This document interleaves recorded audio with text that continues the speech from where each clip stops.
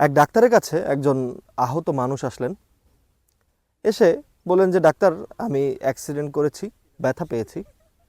তো ব্যথা পেয়েছি, কিন্তু আমার কাছে কোনো টাকা নেই, আমি কিভাবে চিকিৎসা করাবো?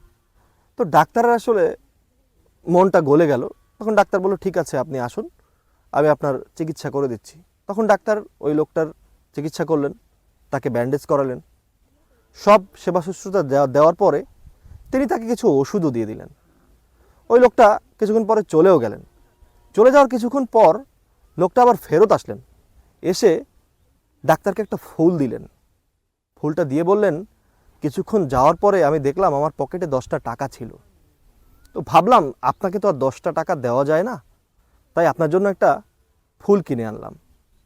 ডাক্তারটা তখন বললেন, আসলে এতকাল আমি ডাক্তারি করে চিকিৎসা করে অনেক টাকা উপার্জন করেছি, টাকাটা একটা দ্রব্য, কিন্তু আপনি আজকে যে ফুলটা আনলেন এটার দাম হয়তো 10 টাকা, কিন্তু এটা একটা ভালোবাসা, এটা একটা উপহার, এটা আমার জীবনের সেরা সম্মানী বলেই মনে থাকবে আমার আজীবন।